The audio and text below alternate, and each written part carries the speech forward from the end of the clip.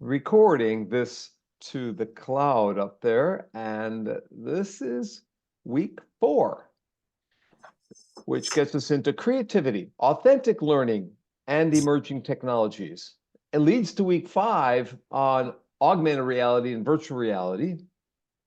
And my former advisee master's student, Belle, who was here briefly on camera, she'll be helping us with week 6. There she is on online language learning using technologies and self-directed language learning using technologies. And I see Jill is joining and Alicia's joined. So this is again R678, Emerging Learning Technologies, week number 4, and part 1. In part 1, we'll try and kind of do overviews of the articles. So what I'm going to do for about 15 minutes or 10 minutes right now, I'm going to call up 3, maybe 4 of the articles that were for this week, and I'm going to go through some aspects of them, just the figures and tables that are in them, to try and entice you to read them. My goal is to get you interested in one or more of these articles so that you can go in and look. One goal is to entice you to read. Second goal is to learn something, right, about them. Third goal is to be able to converse both in Canvas about these articles. And if you're a visiting scholar, don't worry about it. But if you're a student in the class, yeah, if you can discuss in the forums. And number 4, which is lesson number 3, we're going to have a guest from one of the articles, as I mentioned on email, come into this class on Wednesday. So we're meeting today. We don't normally meet twice a week, or that's not going to be normal. But the guest asked if we could join him on Wednesday at 6 o'clock. And so what he'll do is talk about the research on Minecraft that his students and him have conducted. His name is Dr. Chad Lane, and Chad is a professor at the University of Illinois, just down the road, 3 hours and 20 minutes away from here. Sometimes we could do a road trip, Jill and Alicia and Lena. It's a good campus. It's flatter than this, really flat, but it's a good place, the home of supercomputers and all sorts of technology and education, along with schema theory and reading approaches. So it's a good place. Anyways, he's coming in, and he's an associate professor there, and has done a lot of research on emerging technologies, including AI and intelligent tutoring systems. So hopefully I can get him to talk about AI while he's visiting. And he's not necessarily going to present slides on his project on Minecraft. He's going to talk about it and maybe go back and forth between showing us some things and then conversing about his career. It won't be a long session, I don't think, on Wednesday, but that's what the kind of the sense of it. Because I've not taught with any of these things in the past, any of these special issues, this course will evolve, and the people who might pop in, I do not know. I didn't know Chad would be here until this morning when I got up and read my emails. So it's going to be kind of a little spontaneous, which is good. But it might be chaotic once in a while. It might not be prescriptive, where sometimes you expect faculty to know exactly what they're going to lecture on and what they're going to do and have the best, most robust and engaging notes. That's not going to happen here, because I have no notes at all on the next 11, 12 weeks, nothing. And it'll evolve, which I think is somewhat exciting, a little daunting. But let me just go through and share with you my screen that I have, what I have called up today. And I think if this will work, let's see if it will. I have to show all screens. I just was playing around with this, so I am hopeful that this will. And of course, I maybe am too hopeful. Well, here we go.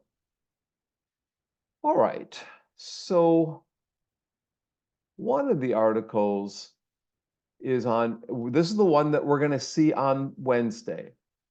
This is on Minecraft, open-ended tasks to promote creativity in Minecraft.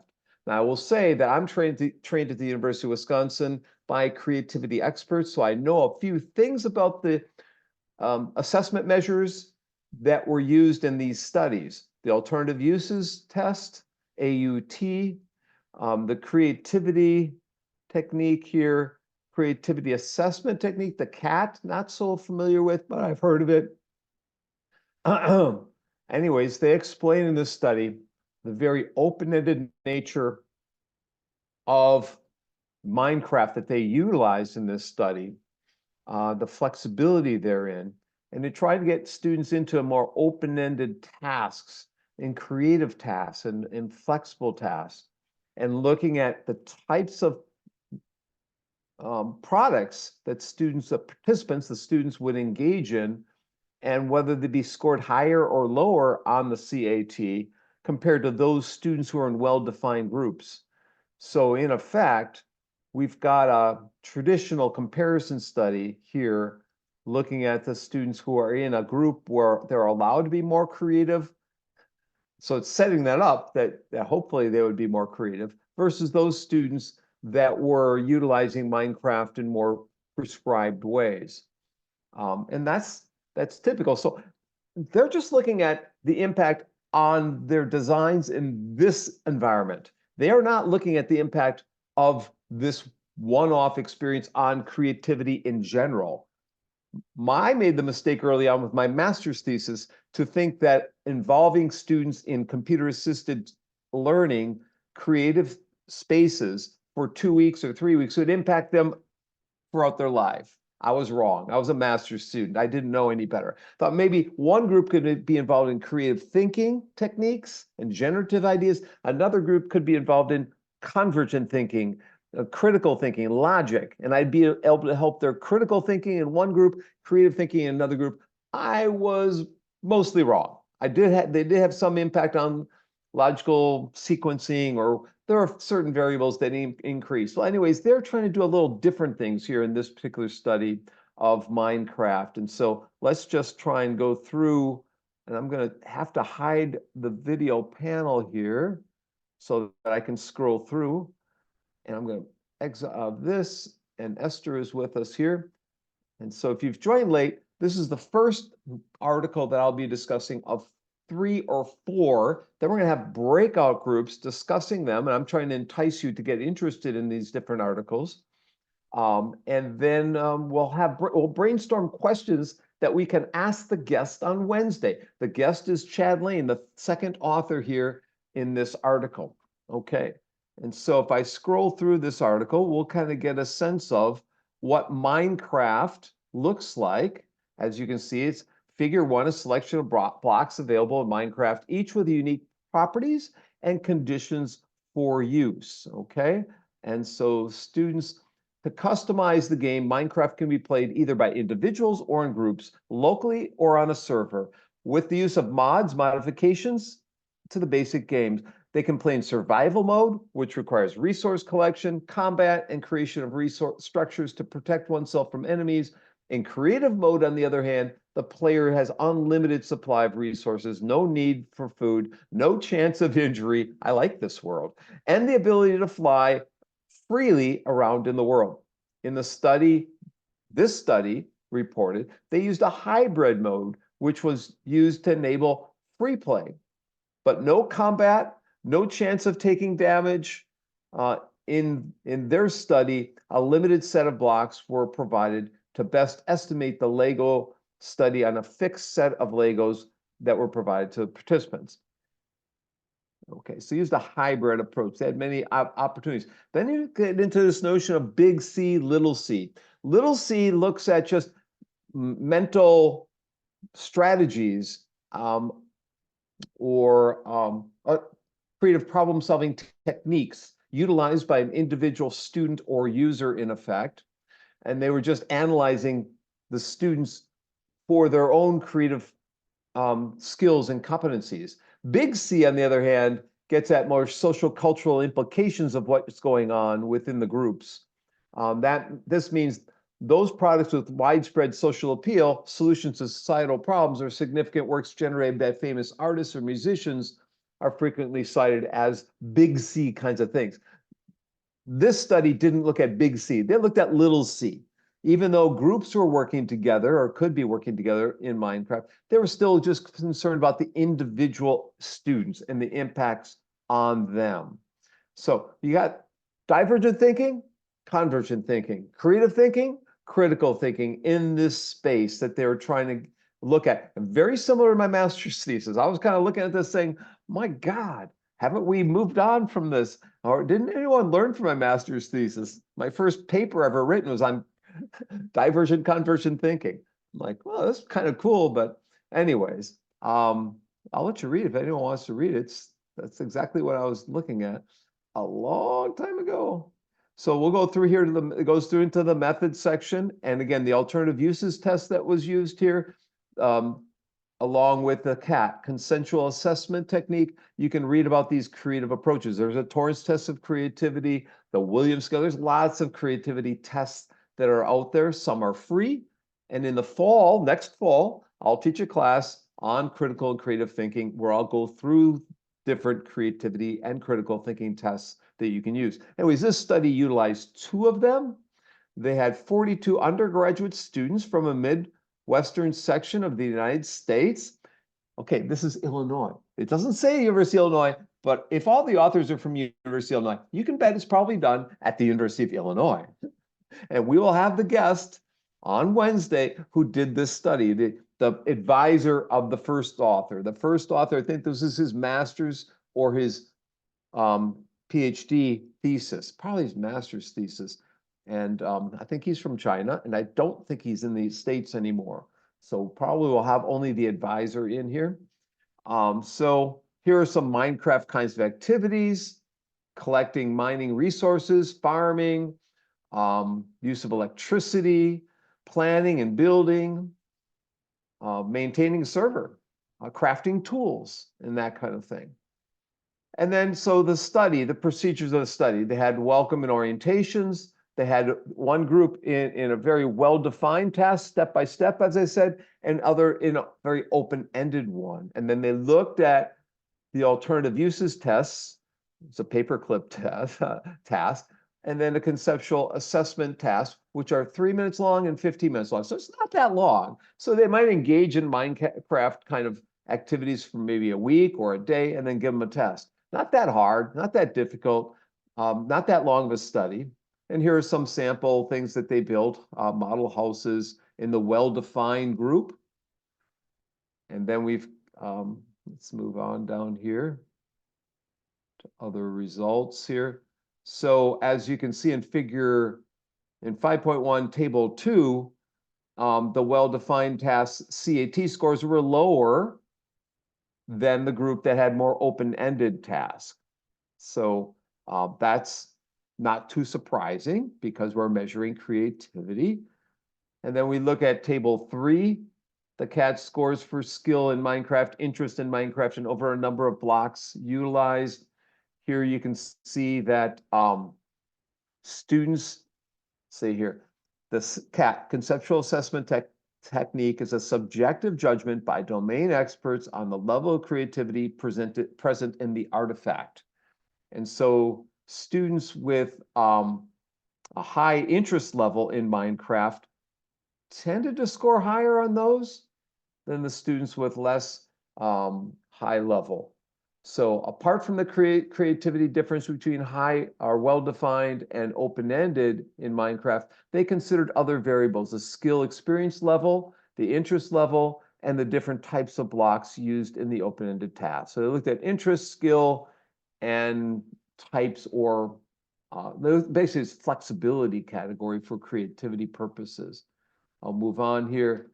Table 4 gets at the AUT scores for skill in Minecraft, interest in Minecraft, overall number. And so again, you see the higher the interest, the higher the scores. The higher the skill, not so much. So you can see the p-values there, 0.042. That's significant. What was it in the previous one?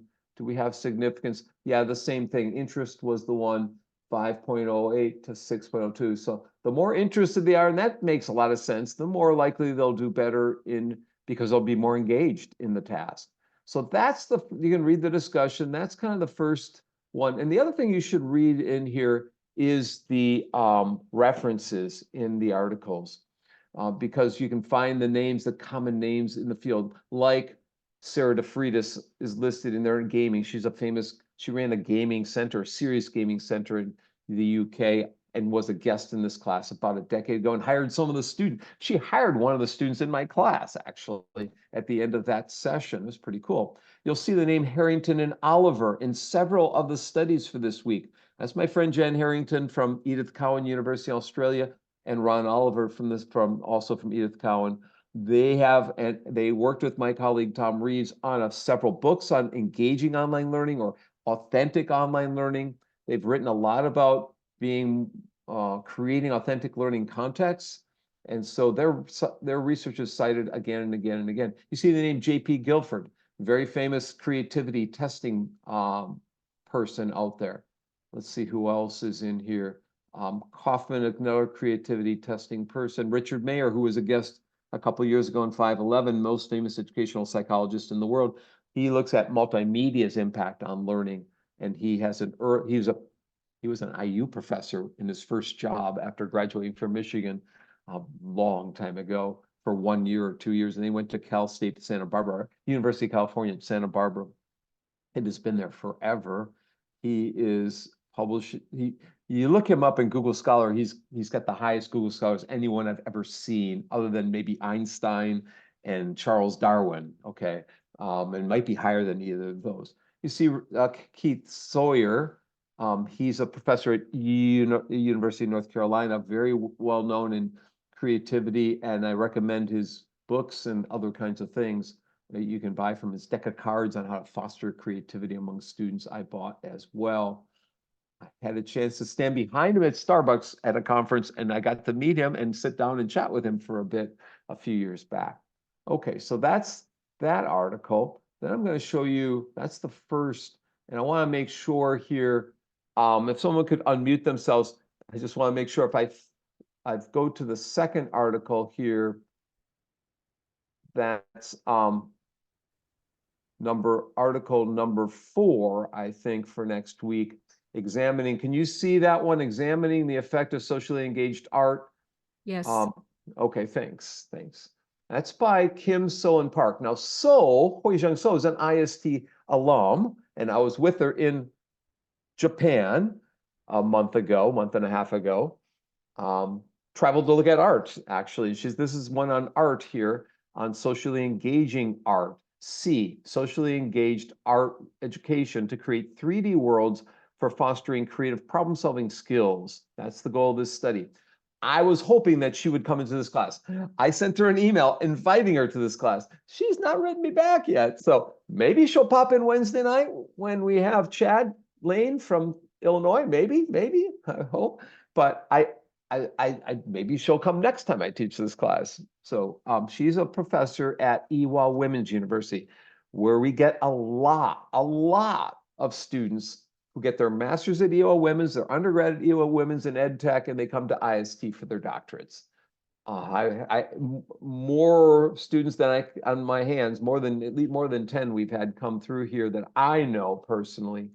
Anyways, she's a really good mentor for her students. I'm assuming it's one of her students' studies. It could be one of her colleagues. So the goal of the study was to examine the effect of engaging students in socially engaged art education to create 3D worlds for fostering creative problem-solving skills. This study was conducted with 135 age 16 boys high school in Korea who participated in the SEA program through 4 stages: appreciation and interpretation of art, Stage 1, about social issues. Stage 2, discussion on potential solution to the selected social issue. Stage 3, creating a 3D world to express the proposed solutions. And Stage 4, expressing and sharing 3D worlds. The following questions were asked. What is the effect of SEA and education with VR on students' CPS as creative problem-solving skills, based on the Osborne-Pars model of creativity? How are students' creative problem-solving skills as expressed in their artifacts, essays, and VR work? How are they expressed in them? What are the relationships between students' CPS scores, creative problem-solving scores, and their artifacts, both their essays and the VR work? So looking at correlations here, not causation. For data collection, they administered an instrument to measure CPS in 3 areas: higher order thinking, divergent thinking, creative problem solving, and then evaluated students' essays and VR work to examine the creative problem solving specific to art education. Overall, the results indicate that the students improved their CPS skills significantly after participating in SEA program. The CPS skills had a significant relation with essays, whereas only one significant relation was found between CPS and VR. The study provides empirical evidence concerning how formal school curriculum can introduce students to authentic context concerning social issues through art making practices. So that's that. And we move on through here. And they discuss creative problem solving in art education, a model for a similar model that was used by a different professor. I'm not familiar with that one, so I'll move on. Then here we've got the 4 stages. So getting students to appreciate and interpret art based on social issues, then getting them to discuss that, and then building it, experiencing it, getting enhanced within the 3D spaces with the headsets on, and then creating, I guess stage 4 actually is creating VR work on their own. This is kind of a developmental process, kind of an interesting process, actually. And if we look here we've got Harrington and Oliver again. Lo and behold, our friends, Jan Harrington and Ron Oliver, good people. I tried getting Ron as a guest in my class last year, and Jan. Jan is retired. Ron, I just couldn't get the date right. Maybe I'll bring him in sometime. My colleague Tom Reeves, who's got several books with them, he's been here many times. Stage 1, provide authentic context for activities. Students appreciate the artwork on social issues to understand the relationship between art and society. They learn about a particular model from Feldman's art criticism model. Stage 2, students' collaborative construction of knowledge. Students work in groups to brainstorm and discuss solutions to a selected social issue. Stage 3, they articulate and reflect upon that and are provided coaching and scaffolding by the instructors.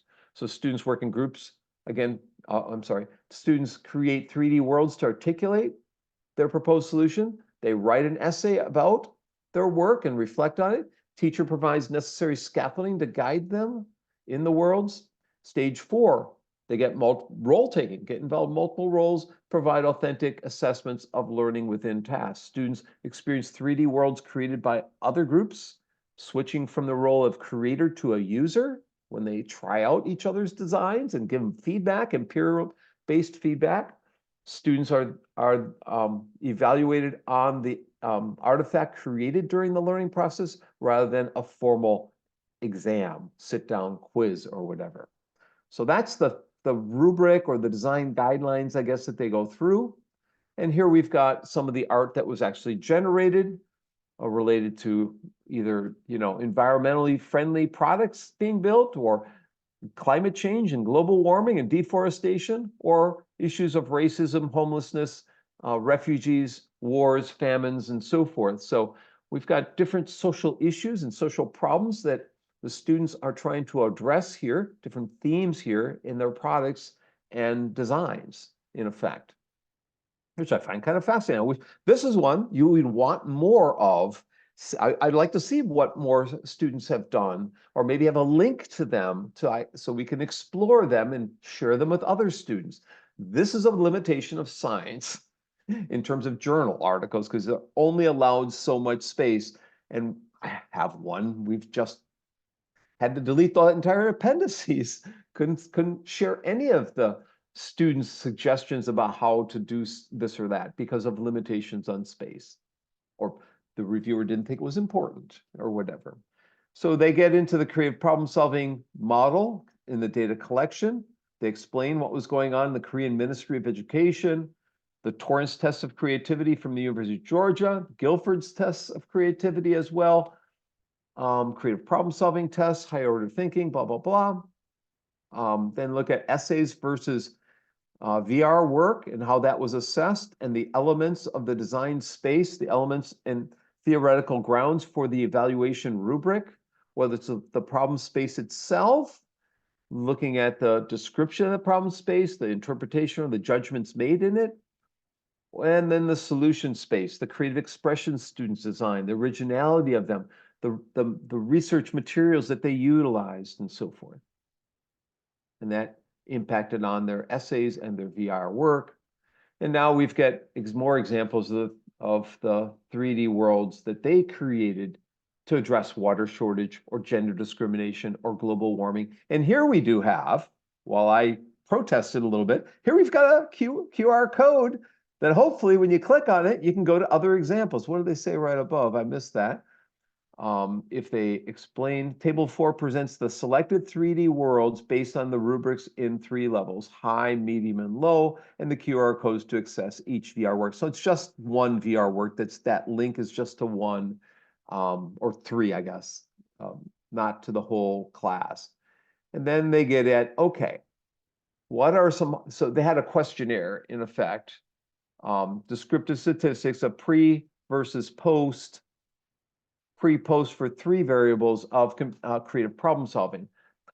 Higher order thinking, I fully understand what I've learned and apply it to other areas. I logically analyze complex phenomena and grasp them as a whole. I synthesize various pieces of information in a context.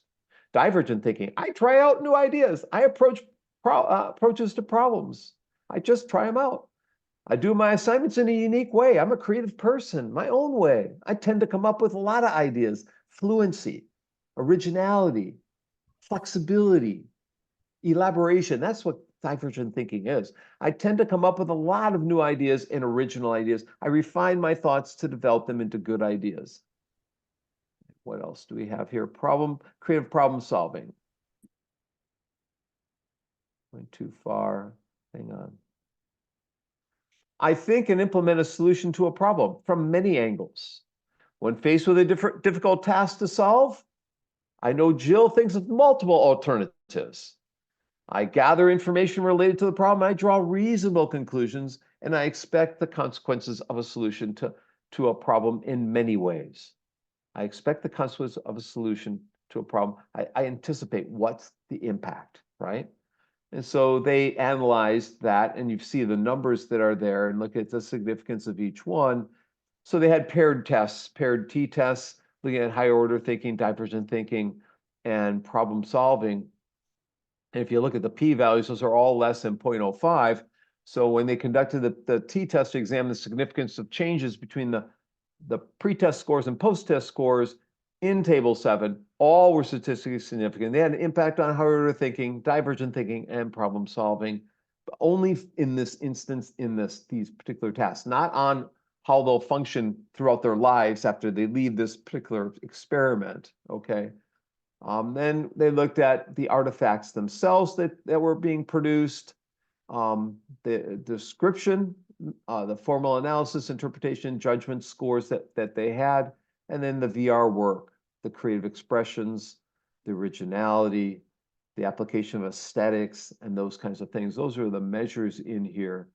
I don't see a p-values in here, so we have to move on, and you'll have to read the article to find out the p-values. Then we have correlations between the different measures that indicate that creative problem-solving skills were almost correlated with everything in terms of both the essay and the VR work, whereas they weren't the higher order thinking and divergent thinking weren't as correlated, but they only on several measures, not on every measure. Okay, I think that's the end of this article. So again, if you do read this article, go to the end. J.R. Anderson, one of the most famous people in AI today, he built the geometry tutor like 35 years ago and the algebra tutor that was world renowned. Herb Simon, I mean, I guess he's one of the most famous educational psychologists in ever. I mean, he's also an economist.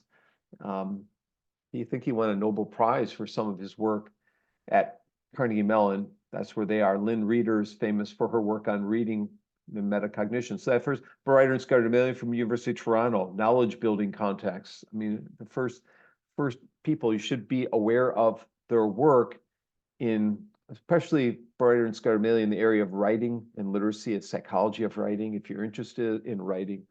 But if you scroll down here, you've got other well-known people in the area of creativity, including J.P. Guilford on the nature of human intelligence. You've got Harrington and Oliver. Cindy Helmo-Silva, a learning science faculty member, PBL. That's her most cited study ever, like thousands and thousands of citations. Isaacson and Treffinger, some of the founders of creativity as a field or a discipline. Their book, Creative Approaches to Problem Solving, a Framework for Change. I'll discuss this in the fall class if you take the class with me next fall. It's called R546 and Alternative Instructional Design, basically critical thinking, creative thinking, cooperative learning, motivation. Then Richard Mayer, who I've already mentioned, Cognitive Views on Creativity. He was a guest 2 years ago in here. He's the most famous educational psychologist in the world as of 20 years ago. Imagine where he's at today. Keith Sawyer, again, Robert Sternberg, the triarchic theory of intelligence, triarchic theory of love. He's an interesting guy. I once had a chance to drive him to the airport after he spoke at my university when I was at West Virginia University a long time ago. Paul Torrance, E.P. Torrance from Georgia, has the Torrance test of creativity, both visual and verbal, which I'll go through in the fall class. Treffinger again. So again, the references in here are almost as important as looking at the articles themselves. I'll summarize one or the other, and I'll briefly mention the fourth one. But let me go through. Bo's going to have a group that. Bo, are you here yet? I haven't seen Bo. So I'm a little worried Bo got disconnected. And so maybe what I should do is just stop for a minute to see if anyone's trying to get in. We don't have Bo here yet. Okay. Wonder what happened to Bo. Comments or questions before I go to the third article?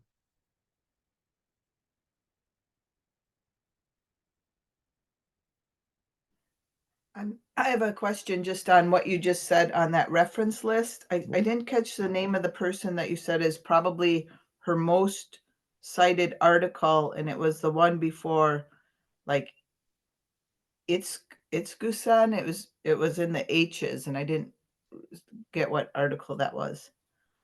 So it's Cindy Hemlo-Silver. It's Mello-Silver. She's a learning science professor. Mello is HMELO dash Silver. Okay, look her up. you. Yeah, look up her in Google Scholar or wherever. She's very prolific and won a Distinguished Professor Award and an Academy of Science Award last year. Probably the first one in the School of Ed ever to get that award. So yeah. Thanks. So let me go back to the third one. I sent Bo a note saying we're wondering where he is. So this is the article Bo's going to try and summarize for us. Creatives, can you see this, Amelia? Yes. Okay, creative situated augmented reality learning for astronomy. I wasn't going to touch this. I opened it up. I couldn't stop reading this one this afternoon. Bo grabbed it. I wasn't even going to sign it. I didn't think it was that important, but I really couldn't stop reading because it's very, very fascinating. So I didn't learn here. Bo's come in. Okay, great. Let me stop this for a second and welcome Bo in and also make Bo a co-host here. Okay, great. So Bo, you're a co-host.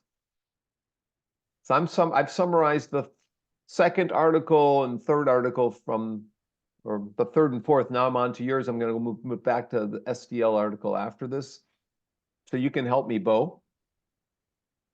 Great. Okay. So creative situated augmented reality learning for astronomy curriculum. Chia-Cheng Chen, Hongren Chen, and Ting-Yu Wang from Taiwan, National Taichung University of Education, Department of Digital Content and Technology, Department of Management Information Systems. So the Taiwanese, in particular, love publishing in this journal, EdTech and Society. Someone from Taiwan, who'll be my visiting scholar next year, took over the journal when it was kind of in limbo for a while. It's an SSCI journal, which is a top-tier journal. It's open access journal. And it counts for a lot of points if you're from China, Korea, Taiwan, Japan, or Singapore, you can get like bonuses and raises and distinguished professorships and tenure if you get one article published in an SSCI journal, including this one. And so you see a lot, just a ton of Taiwanese in particular publishing in this journal. So I'm not surprised this article's from folks in Taiwan. When I went to Taiwan, the original editor of the journal was down in the South at National Sun Yat-sen University, which I visited for a week. He was doing gesture-based learning, like with the Wii and all that. And I gave feedback to his students for a week on that research. I mean, a lot of very cool stuff happening. Anyhow, in the fall, I'll have one of my visiting scholars back here again. She's been here many times with her kids going to IU summer camps. And so she wants to come back again for a year. So we'll have her join us in next year's version of this class and have her explain some of these articles.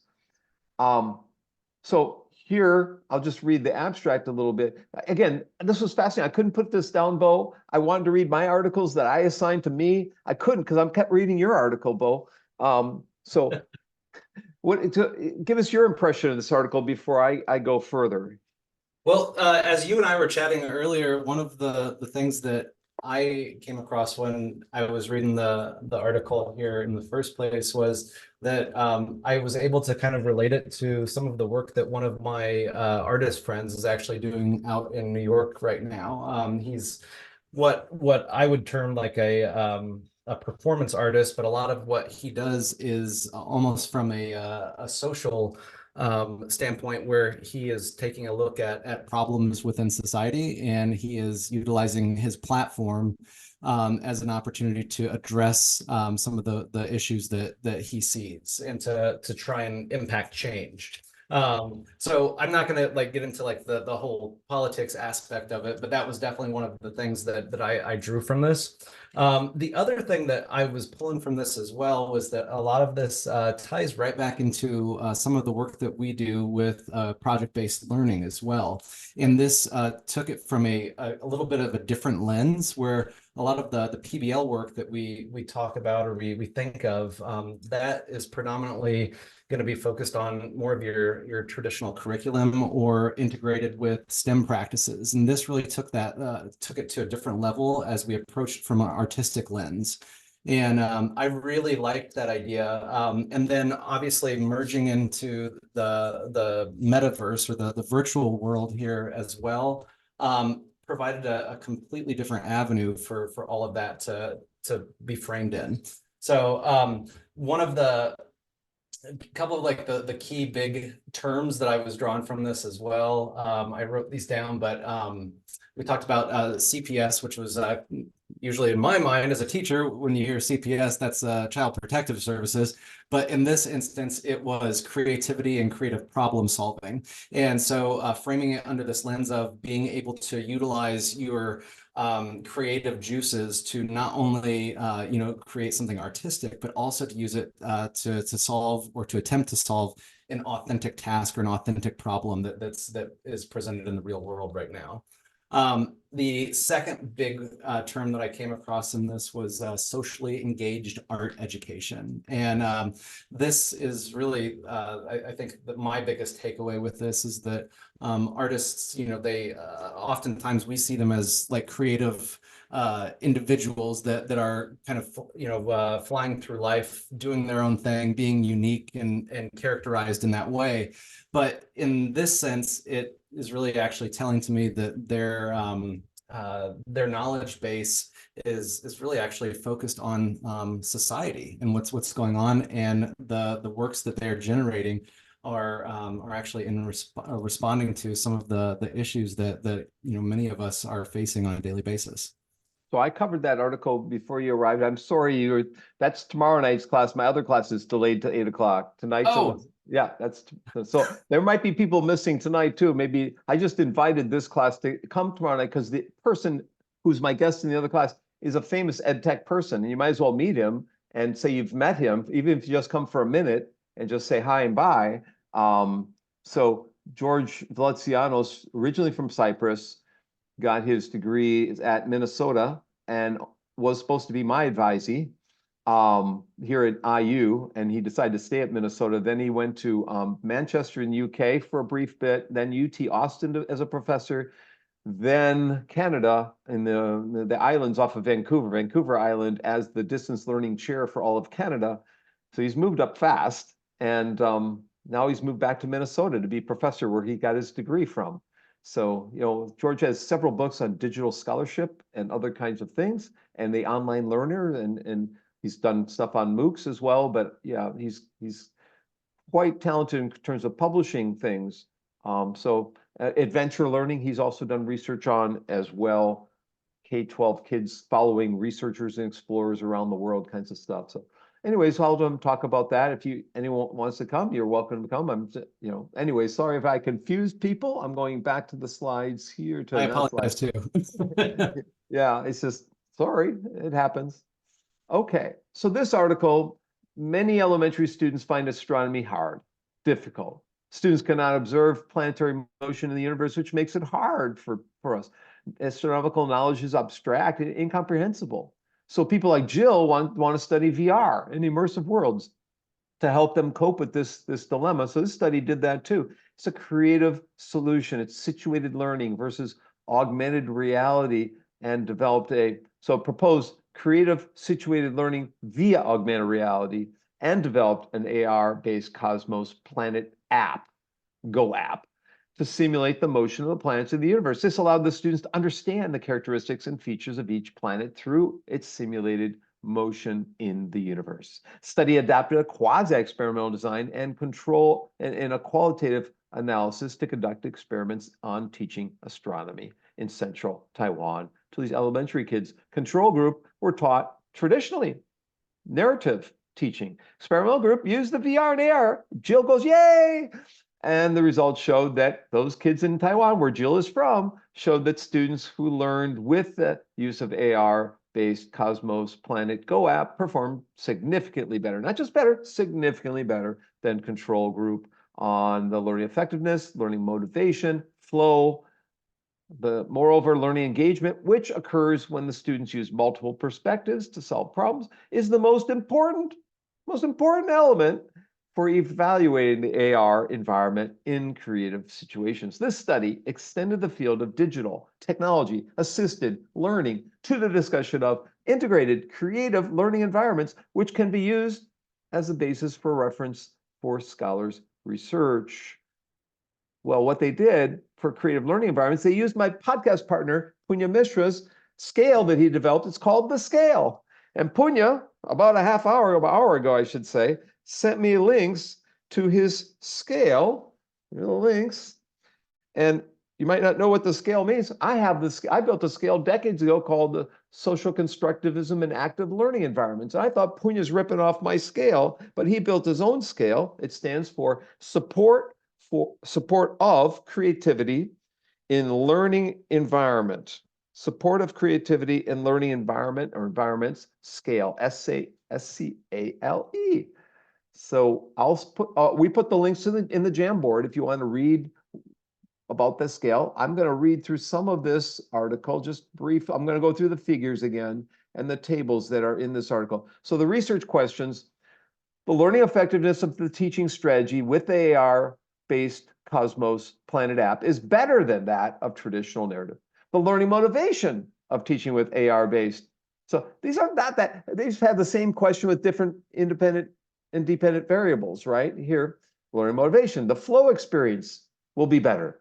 Motivation will be better. Learning effectiveness will be better. Creative perception of the teaching strategy will be better. And so we've got the diagram here that shows the overall framework, the control variables, teacher time and content and location.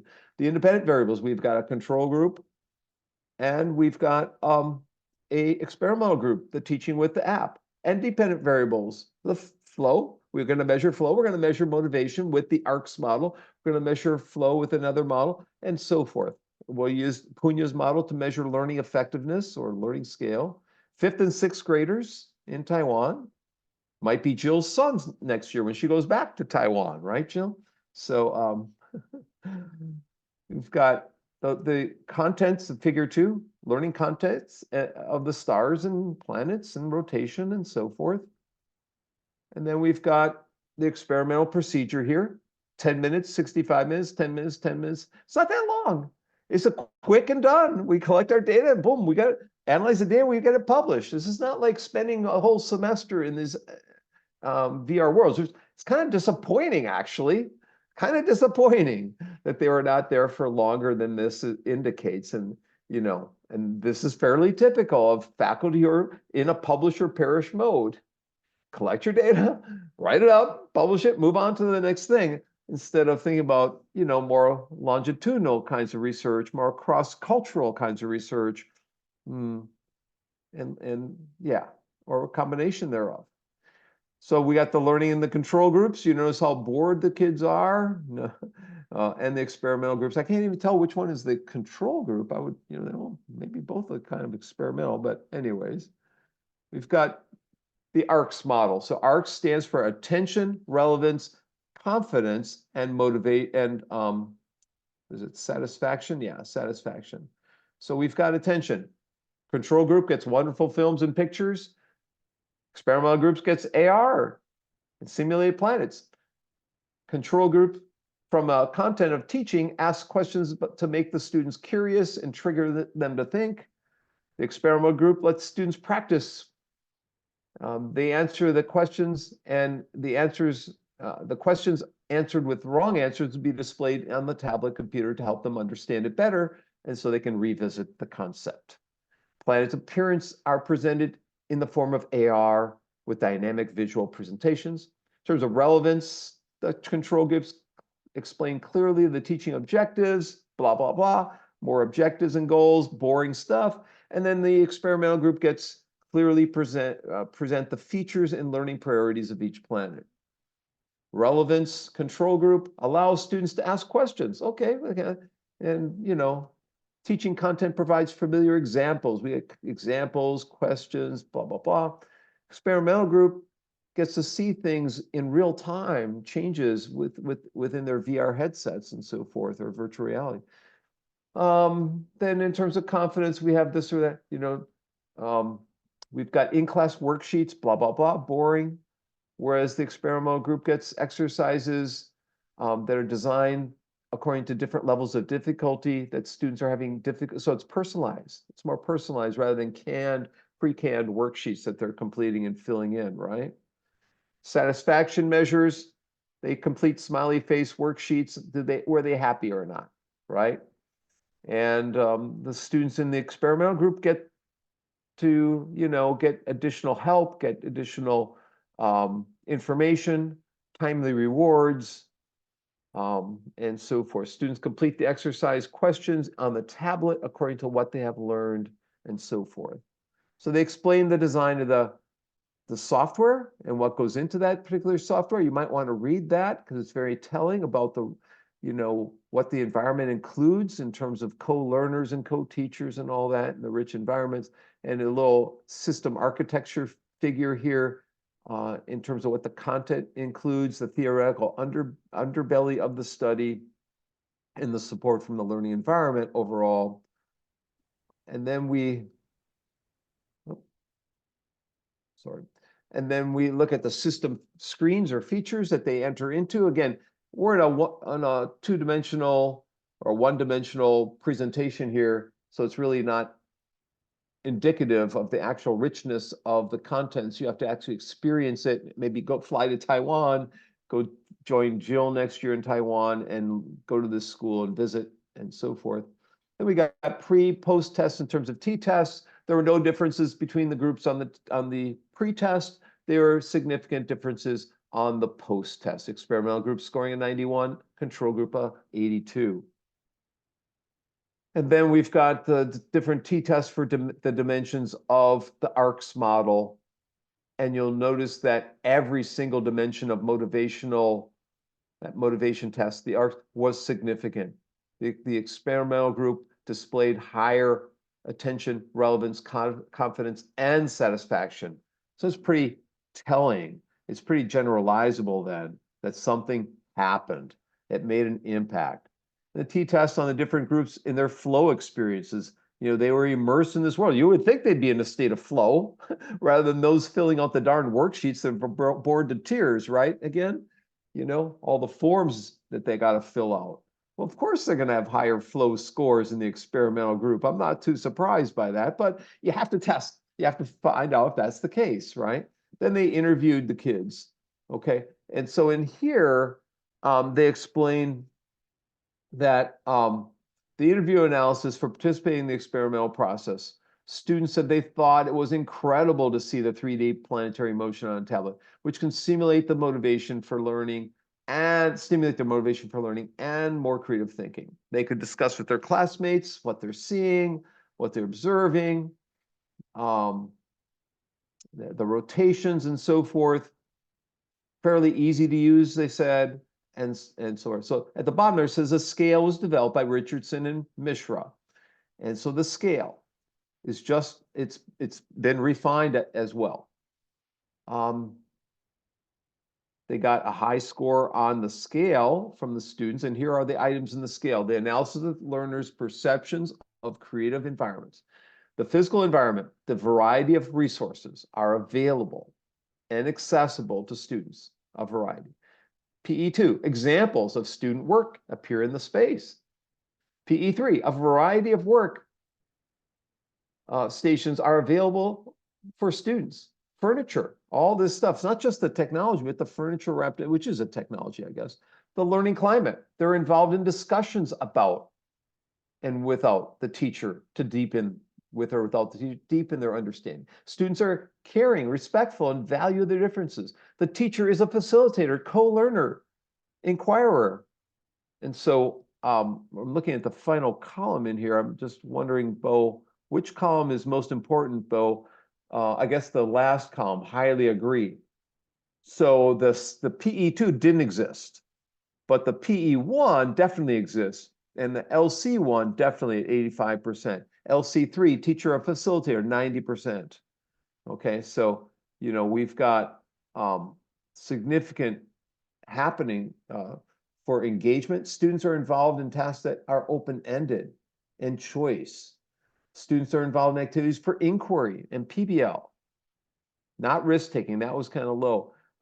Students use multiple perspectives, multiple viewpoints, and demonstrate interest or enthusiasm and so forth. Students work at their own pace and so forth. So then we get into the discussion, limitations. Again, the references you might look at. We have a former ed psych student of mine, Ron Bagetto, is listed second there. He's going to be my guest in my podcast show soon. He's been on once before. Others, I'm trying to see if there's other people to point to in this study. The Keller, the ARCS model, that's from Keller.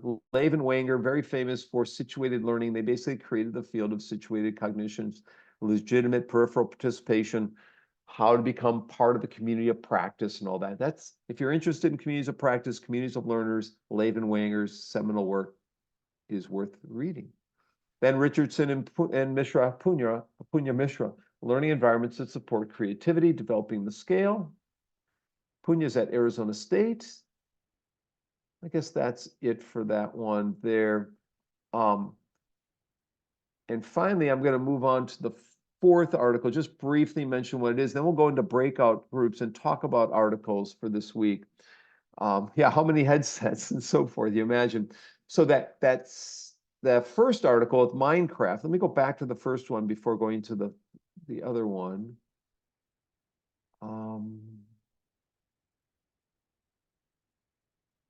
So the Minecraft article before Bo got here, this is the one we're going to discuss on Wednesday. We're going to have Chad Lane come in from Illinois.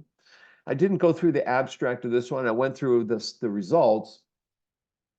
But due in part to this flexible open design, the video game Minecraft has emerged as a popular tool for teaching and learning, inspired by prior research showing the influence of problem-solving mindsets in physical settings. This study was an effort to understand open-ended digital tasks and how it affects problem-solving behaviors in a virtual environment.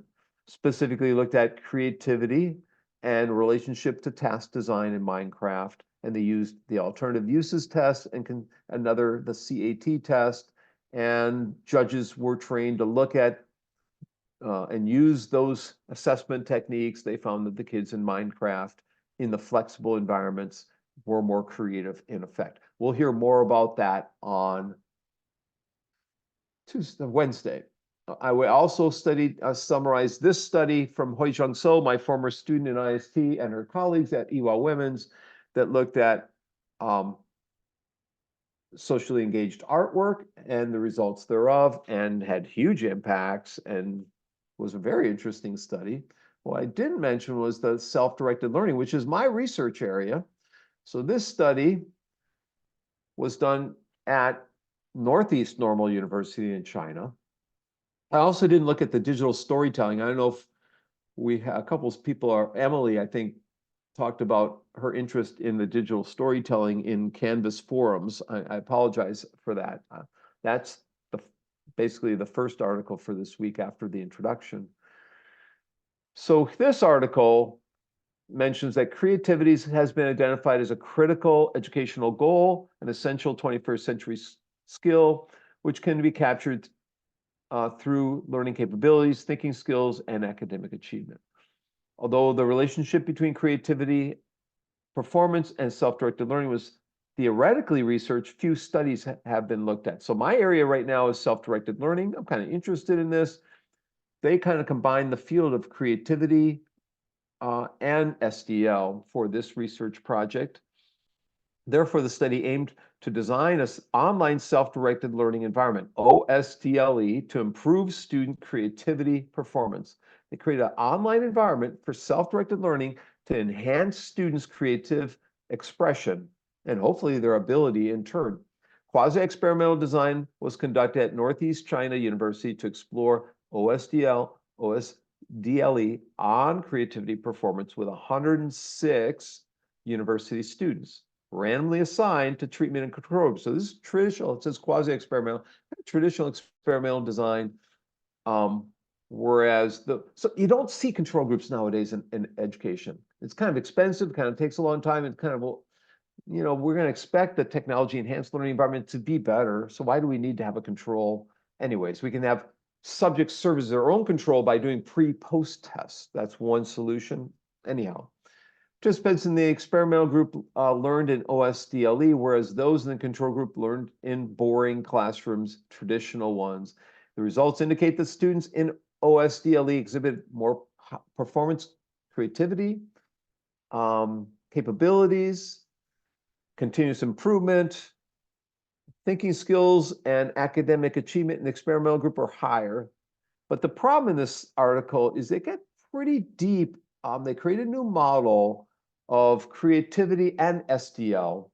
So in SDL environments, you want students to self-monitor and self-manage and foster their own personal self-efficacy or motivation. So a lot of SDL looks at self-management and self-monitoring and motivation. This adds other contextual variables in learning in terms of feedback and the type of tasks and the peer feedback, as well as the personal variables or attributes of the individual learner's personality traits, cognitive styles, and prior knowledge. So it's a pretty complex model that they're dealing with. So if you want to read, so use Song and Hill, which I use, Song and Hill's model of SDL, and we're enhancing that. Bill is working on research with me on AI.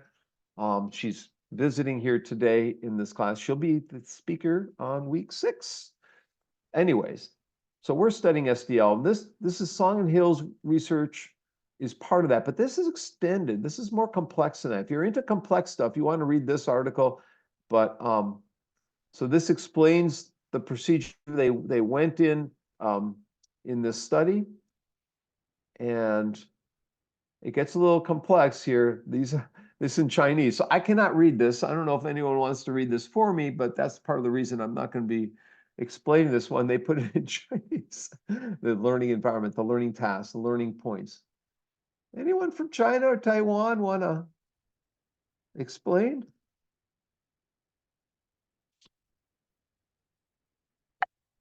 No brave people? Okay. Belle, are you with us still? Let me see. So it's an online self-directed learning environment. So it has a it's really complicated. It has so see the translation on the left side. So it has a learning content, learning tasks like the task in progress, and knowledge points, learning strategies that they would recommend, on what content that they have learned and not learned. And they also have a monitoring page and Q&A. Okay. So they well, sort of, mhm. Yeah, sort of what? They sort of have like, it's a very simple platform. They just have what the tasks that you're going to do and what content that you need to learn, and how and the teacher monitoring, and also Q&A. Okay, we'll move on from that. And you can see it gets more complex within the article, but you can read the other part of it. And this is the experimental procedure that students went through. Experiment control group, they have pre-test.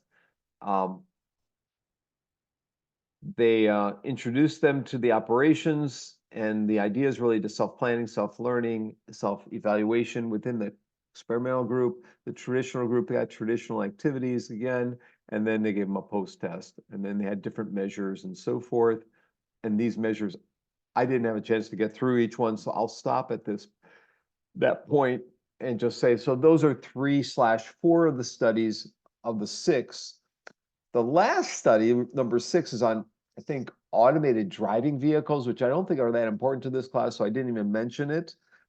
But Amelia and Masso summarized the article number 2, 3, or number 3, 4, 5, and 6, I believe, in Canvas forums, which are basically the 4 articles that I just went through.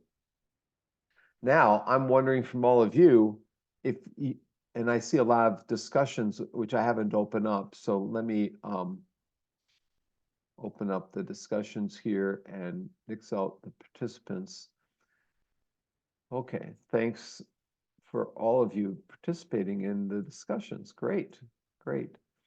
I guess let me stop for a second and say, did anyone have a comment? I see a lot of comments in the chat.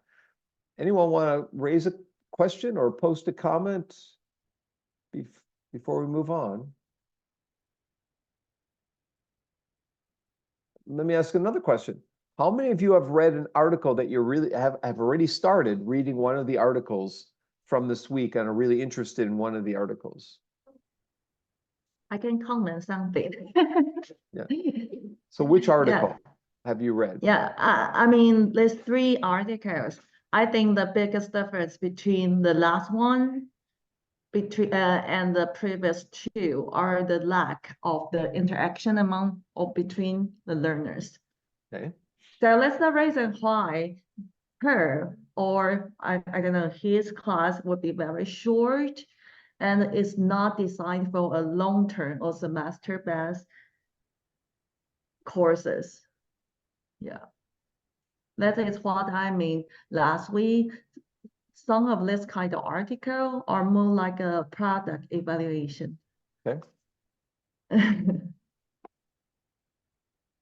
Do you have a comment, Amelia? Just what Jill said, I'm going to work with one of my colleagues on an AR app, but he just likes to do a short-term study, put out something that is going to be published, and move on. So I was real curious about how these studies, they could be bigger, they could be longer, they could be cross-cultural, and that was just an interesting aspect I didn't really think deeply about until you lectured tonight. And I also want to thank you for lecturing, because I know you said last time that you didn't lecture as much. You had a lot of guest speakers, but when you lecture, I feel like it's like calligraphy, like people who appreciate calligraphy, it's because you can do that one perfect stroke after years and years and years of practice. So you have so much insight to these articles to pull out the what do you say, the pieces that like newbies don't really like, what do you say, have the background to get that. So Yeah. I that's where I understand. was tonight. It was a lot to think about. The article that I loved the most, of course, was that social, the art one that Bo came in late, and I liked that one too. When I read that, I thought that was just the great merge of having art and social issues and VR all put together. So that was my favorite. Yeah, I would like to second to Amelia because I think the first two articles are the ones where the technology, especially the virtual reality and the augmented reality, are combined with student interactions. This is the so-called knowledge co-construction or say the co-creation, which is more probably meaningful for most of the learners, especially, I don't know, in the field of language learning. Yeah, because most of the time, augmented AR and the VR are used for the environments where learners have seldom chances to visit or to try. For example, they cannot probably visit the fireplaces to learn how to fight the fire, or go to the volcanoes where they probably have a danger to see this kind of lava. But in language learning environments, how could learners involved in a virtual reality environment in higher cognitive level? That is the problem for teachers to design this kind of courses. Yeah. So I second to Amelia. Totally agree. I'll totally admit, Amelia, as of 3:45 or 4 o'clock, I hadn't looked at any of these articles like 2 hours before class. So that's all just made up stuff.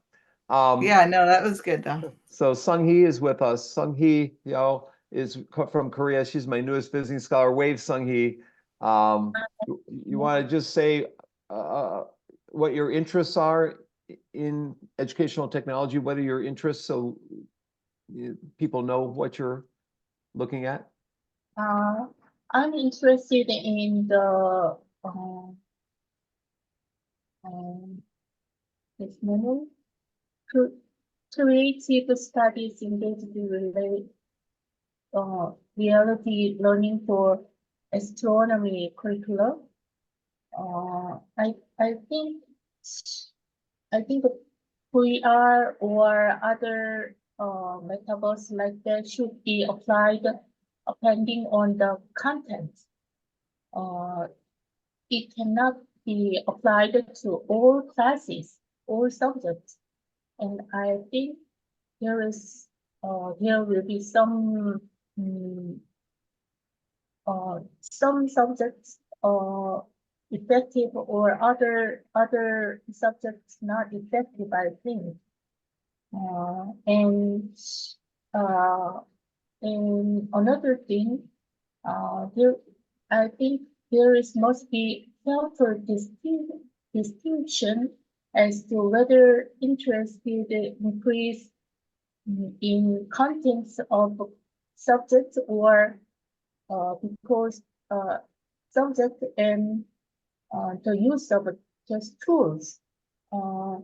In this journal, t-test, some is effective, pre and post effective, but I think that this must be distinction between just the students use new tools. So it I think it's helpful distinction whether interest increase the content or the use of a tool.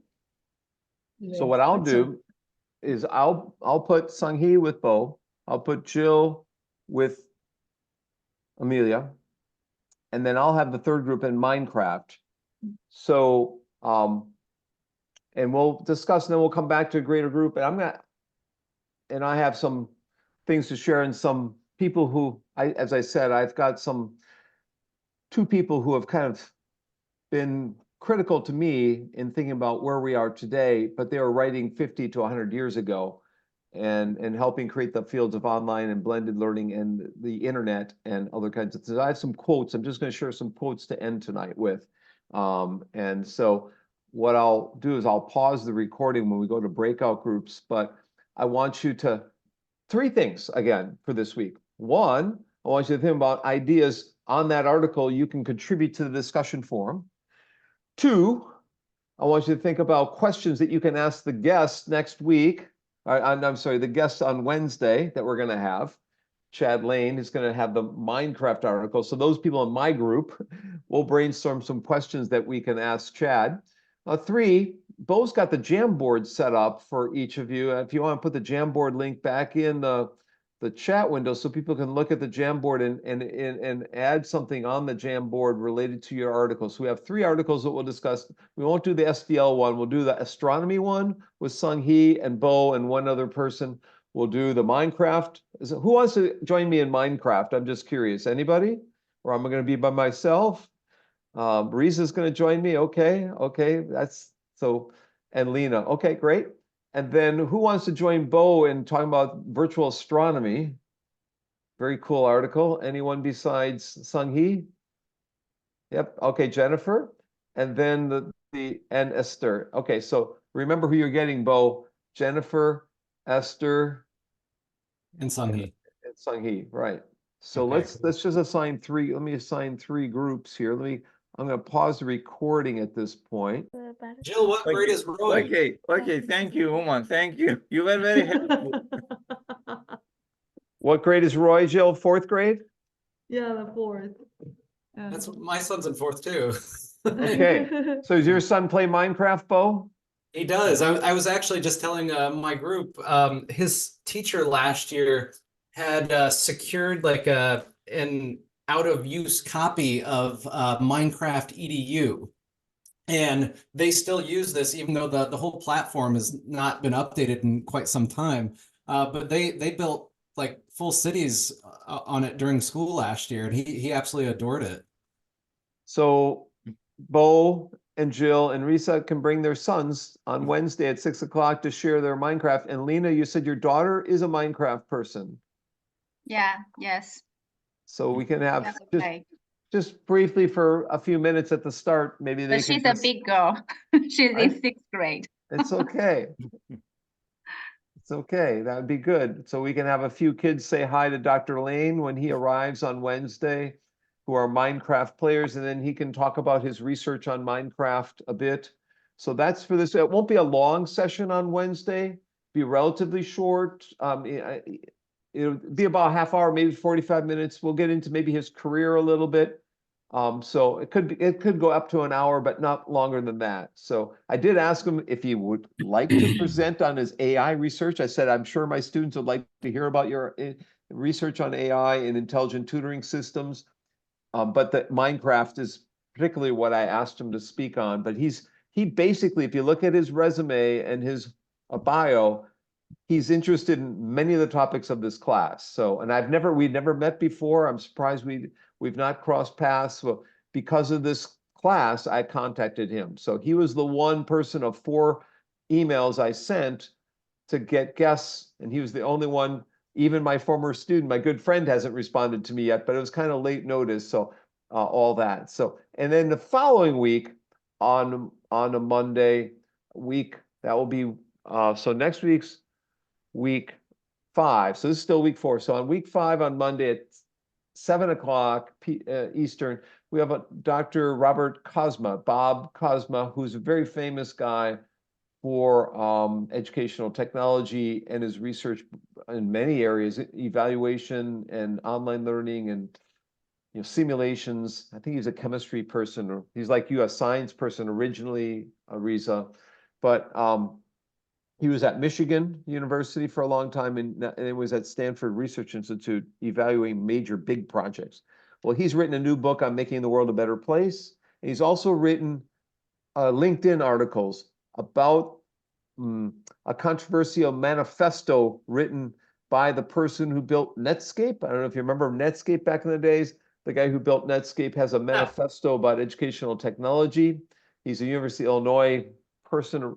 He's now a head of a venture capital fund of like $40 billion. And he wrote a manifesto about ed tech. And Dr. Cosma wrote a critique from the perspective of a government, on perspective of innovation, entrepreneurship, and education, critique of it. And so there's short articles in LinkedIn that I will send you the links to before he comes to talk to us next Monday. But I'll also probably present a little lecture on each of the articles again, or have a guest. Next week's on AR. I might try and get an AR guest next week. Actually, I know many. I might also demonstrate a couple of AR, VR tools or animations. So that's this week for Wednesday, next week for Monday. In the week after that, Bill, who was here, and myself and others will present on our research on AI and language learning, because we have an article in the special issue for week 6. Bill actually has 2 articles in week 6, and so we'll present the week 6 special issue in 2 weeks, but on a Wednesday. So 2 weeks from Wednesday, we'll be presenting that, and I'll give you an update. So that's for the next few weeks. So we have a guest coming in this week yet on Wednesday for this week, week 4. We have a guest coming in Monday for week 5, and a guest in 2 weeks for week 6. So that's through the next, and I'll lecture a little bit. So I want to end tonight, and you all can get bored and just say goodbye. I'm going to leave. I'm going to present some quotes. There are articles written by 2 famous people in the field of, I don't know, one person comes from engineering, from MIT. He wrote kind of a manifesto, an article before World War II. And he put it in his desk drawer. World War II happened, and he never read it. People never read it until after World War II. This guy was famous for building the National Science Foundation, NSF. This guy was famous for building early computer technology and companies, including Raytheon. If you ever heard of Raytheon, he was the founder of Raytheon and other big companies. His name is Vannevar Bush, no relation to former President George Bush, but Vannevar Bush is his name. And he wrote an article called As We May Think. That article you can all download right now. That article predicted Wikipedia, it predicted the internet, it predicted sharing web links with each other and multimedia and all sorts of things, and predicted online encyclopedias. He wrote that article before World War II. His ideas first came to actually have fruition dozens and dozens of years later. So he could see into the future. And so that's why it's worth at least being aware of the articles in emerging learning technologies class, because you should know who were the early people, not just who's around today doing research, but who were the thought leaders, who are the pioneers, who are the creative geniuses out there. And Vannevar Bush was one of them. Look him up in Wikipedia and just read his bio. It's amazing what he created and what he was able to do. During the war, he couldn't finish his work on educational technology stuff because they needed him in the war effort planning what was going on in World War II. He was so smart. He was a dean in engineering at MIT, okay, and other things. The other person is a person who influenced my life a lot, and I should have met. I didn't meet him before he passed away. His name is Charles Wedemeyer. I had the good fortune of a decade ago getting the Wedemeyer Award at the University of Wisconsin. He kind of predicted blended learning. He predicted using technology to teach with, starting with correspondence courses and using computer technology and video conferencing. He predicted in the 1950s and even in the 40s, we would use video conferencing to do global collaboration. So he too was ahead of his time and wrote a book that I highly recommend, called Learning at the Back Door. Type in Learning at the Back Door, Reflections on Non-Traditional Learning Across the Lifespan. So it's a book about adult learning and non-traditional learning. Every sentence in the book is quotable, every sentence. And I think I had lent my copy the last time I taught this course to someone who didn't return it. And that book is very valuable to me. But you can buy it used, or you used to be able to buy it used for $1 in Amazon. So look for a used, they have a new version of it. The University of Wisconsin printed out a brand new version a few years ago. It's no different, but it's nice and shiny and new. You can pay a lot more money, but look for a used version. They have a young child from Russia looking into the back door of a school, not being allowed into this elitist school. He couldn't get in. And so the book is all about poor people, disadvantaged, underprivileged, and how they can get access to education. And moving away from eyeball to eyeball learning, earpan to earpan learning, to anything else. Learning remotely, learning on your own, learning in an airport concourse, learning wherever you happen to be. And so Charles Wedemeyer tried to get people to think outside the box and how we will learn. And so that's why it's made a big impact on myself. He was also a University of Wisconsin professor where I got my degree. And the Wisconsin people didn't like his ideas. So he went to the UK to help start the Open U in the UK. You may have heard of the Open University in the UK, the first Open University. Charles Wedemeyer had planted the seeds and helped them create that Open University. Now universities like Open U of Indonesia has 800,000 students. Open U of China, a couple million students. Open U of India, Indira Gandhi Open U has 3 million students. Open U of India has 100,000 students in each course, each cohort, starting every fall, 100,000 students. So open universities have changed and transformed the world. And both of these individuals had influences on that. And that's why I want to at least bring them up and share their quotes. Now I'll skip over some quotes because we don't have a lot of time left, but I do want to share some of the quotes with you.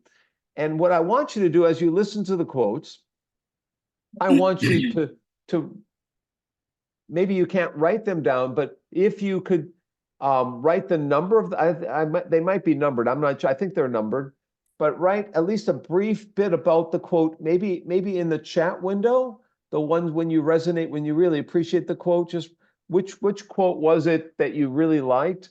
Pick 3 or 4 or 5 of the quotes and type them in the chat window. I'm just curious. Sometimes I hand out the quotes to all the students and have them pick them, but I'm going to go through them with you, and I'll post my slides to Dropbox. I'll post all the quotes to Dropbox. So these are quotes from these people. So they're not my words. They're Vannevar Bush's words. They're Charles Wedemeyer's words.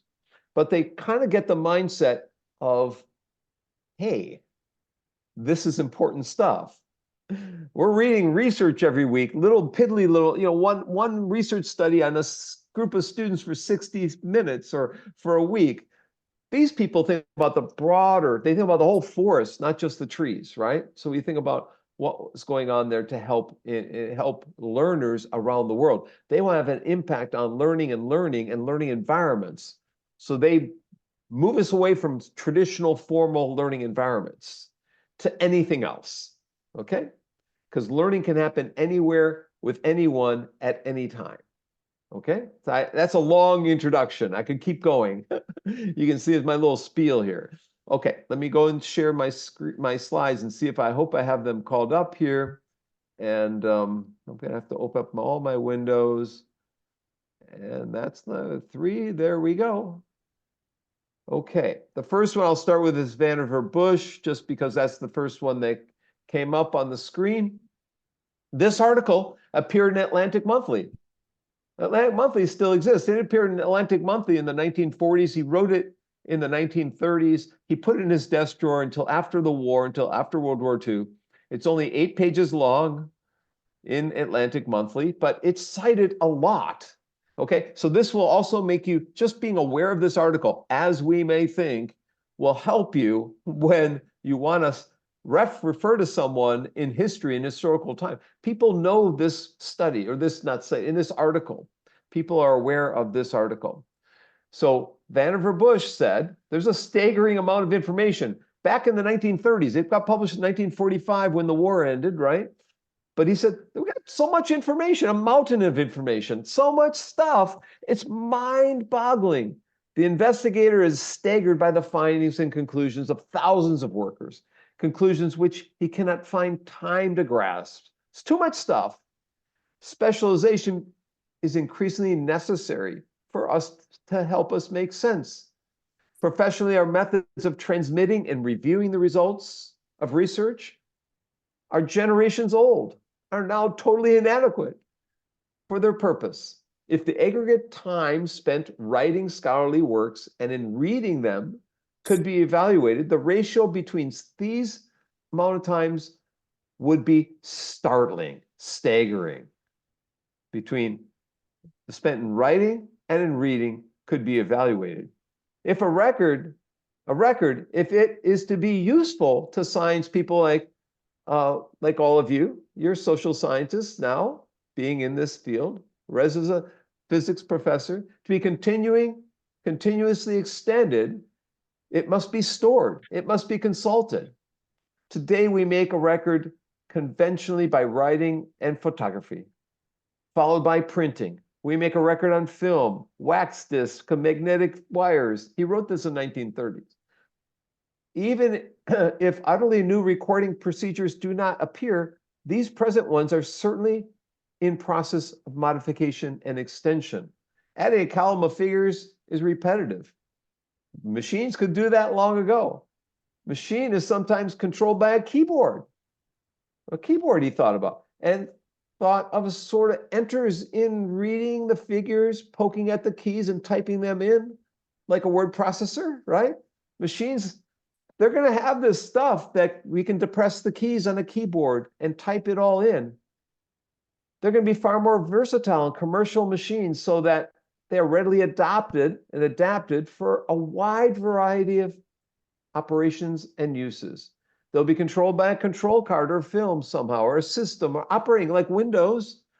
They will select their own data, manipulate in accordance with instructions, like computer code, like Python programming, right? Basic programming, Fortran, whatever, R, whatever.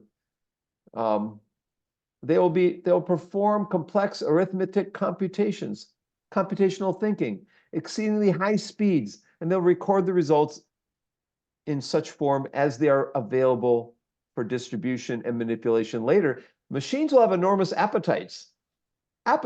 One of them will take instructions and data from a whole room full of girls. Women were the programmers of the early days of computing. Women were, not when the men found you could make more money, then it became a man's field. But computer science is all females in the early days. Look up Grace Hopper and other people. Yeah, you read about there's several books describing that. So these young women, armed with simple keyboard punches, so old punch codes, will deliver sheets of computerized results in minutes. There will be plenty of things to compute in detail affairs of millions of people doing complicated things. There's a repetitive process, are not confined, however, to the arithmetic and statistics. In fact, every time one combines, someone's got to mute their mic, Bo, can you mute for someone who's, thanks, Bo. In fact, every time one combines records and facts in accordance with logical process, the creative aspect of thinking is concerned only with selection of the data and the process to be employed and the manipulation of data. This could go to a machine. We don't need that. This is not where you can be creative. We can have machines do this, right? Accountants are very boring like me. Machines can do that stuff. Our ineptitude of getting at the record is largely caused by artificiality of indexing. When data of any sort is placed in storage, they are filed alphabetically, numerically, and information is found. We got file cabinets full of stuff. We look in the file cabinets and find it. We can trace this into subclasses and subclasses. It can all be stored in one place. Unless duplicates are used, one has to have rules in which to locate. The human mind does not work that way. We work by association with one item to the next. It snaps instantly to the next item that is suggested in associational thoughts. Trails of some of the intricate webs of trails. The World Wide Web he's starting to predict here in accordance with our brain. It has characteristics, of course, other characteristics. Trails that are not frequently followed are prone to fade. Items that are not fully permanent are transitory. The speed of action is going to be awesome when this happens. Consider a future device for individual use. He coined the memex. He called the computer the memex. So you can look this up in Wikipedia. So he's going to name it the memex, like memory. A memex is a device which an individual stores all his books, all her books, all records, all communications, which is mechanized so that it may be consulted in exceedingly speedy ways and flexible ways. Just a very large memory. So now we have Google Book Project putting all the books of the world online. We got Wikipedia. This is all he predicted. Basically, he's predicting all this gigantic storage in your laptop, on your desktop, on your mobile phone. It consists of a desk, and while it can presumably be operated from a distance, it is primarily a piece of furniture, just like we have desktops today, on which slanting translucent screens on which material can be projected for convenient reading. There's a keyboard and we have a screen. He predicted the monitors. He predicted the computers. He predicted everything. A set of buttons and levers. Otherwise, it looks like an ordinary desk. In the one end is stored material. He predicted hard disks. The matter of bulk is well taken care of. Only a small part of the interior of the memex is devoted to storage. The rest to the mechanism. Yet, if a user puts 5,000 pages of material a day inside the computer, it would take hundreds of years to fill it up. It's got a big hard disk. It's going to handle everything. It's going to be a supercomputer. If the user wishes to consult the book, he taps a code on the keyboard. He predicted URLs, the web links. You put the code in, and the title of the page appears promptly. Up comes your home page. Up comes the book. Up comes the article, the news of the page in front of him. Frequently used codes are mnemonic. So you put those, you save the codes. You have them as, stored bookmarks, in effect. He predicted bookmarks, right? He predicted we would share these bookmarks and all this. A single tap at the bookmark, you've saved that code. Special button transfers him immediately to go to the next page. Well, now I'm looking at a book. Bo might write a book. I'm going to read his technical report. Boom, I'm hitting. I'll go to Jennifer's report that relates her review of Bo's. It can keep going. My library is expanding. Any given book in his or her library can be called up at any time. He can project it on the screen. Projection screens. They didn't exist in 1930s. He predicted projection screens as well, right? We can call them up and juxtapose one screen compared to another screen. Before him are two items to be joined, and we can mesh them together potentially. At the top, there are a number of blank code spaces, and we point to them, we tap, and we link the two websites together in one simple code word. The owner of the memex, let's say, is interested in the bow and arrow. Let's say specifically short bow and arrows or the Turkish bow and arrows. They're superior to English bow and arrows during the Crusades. He has dozens of pertinent books on this topic and can run through all the books quickly and call up an encyclopedia on them and show them and show them to his class and talk about. He has all these trails of information available. Occasionally inserts a comment. He predicted annotations, right? So here he's predicting a trail, web exploration, right?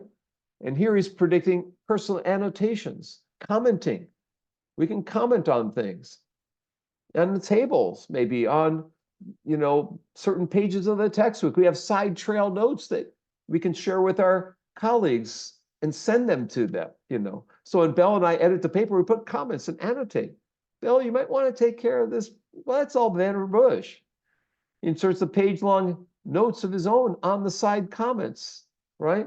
His trails do not fade. Years later, talking to a friend about innovations, that he can call them back up. He can call up all his old notes and ideas, and boom, they're up and shareable again.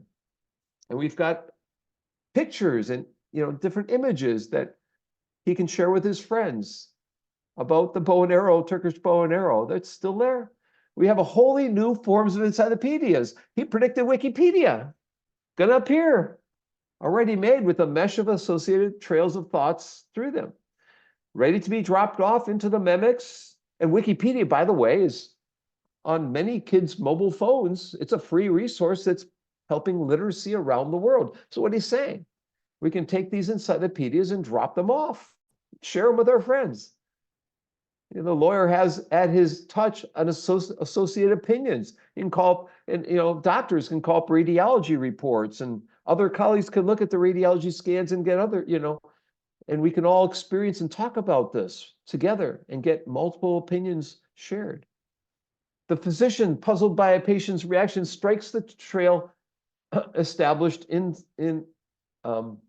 studying an earlier case. So you can look at existing cases, of heart problems or, whatever issue you're trying to resolve as a doctor or as a lawyer, right?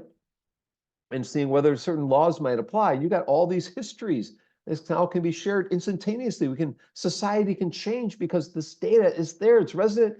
It's just available to us on our mobile devices, right? The historian has vast chronological information, parallels it with a skip trail, which stops only on the salient items. So we can get the most important items might be highlighted in certain ways, certain colors, and look at there's a new profession of trailblazers who will find delight in the task of establishing useful trails. People who are, what do we call them in YouTube, Bill? What's the name we call them? YouTubers, right? YouTubers. They're now those trailblazers who are finding stuff and have their own YouTube channels, or bloggers, may I call them bloggers? Or, there are other titles for these people. Bo, what's another title for these web experts out there? Bloggers, YouTubers, podcasts. Influencers. Influence, that's it. So these are influencers, he's telling us. So podcasters are influencers. YouTube, Twitter users are influencers, right? Or X users were influencers. Instagram, Line, WeChat, KakaoTalk, all that. These are all the trailblazers, the influencers out there using social media, in effect. He's kind of predicting all that. Presumably, man's spirit should be elevated if he can or she can better review his or her shady past and analyze these problems looking at the past. So he's just after World War II. He says, we have to rethink civilization. In effect, this new technology will help us remember the bad aspects of the past and help us live better in the future, how technology can help mankind live a better and be more humanitarian in nature, right? So, and not get bogged down with the limited working memory that we have. The applications of science have enabled humans to throw masses of people against one another with cruel weapons and die. They may yet allow him to have a better record of the human race. Or we're in a perish.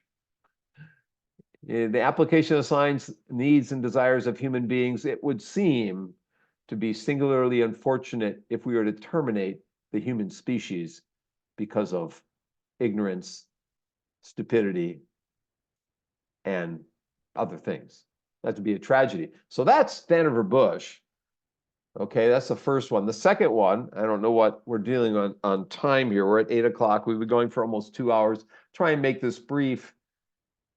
To me, this person's more influential because he was still at Wisconsin when I arrived there, and I didn't have I didn't go to his office, unfortunately, to meet him. He was maybe retiring at the time.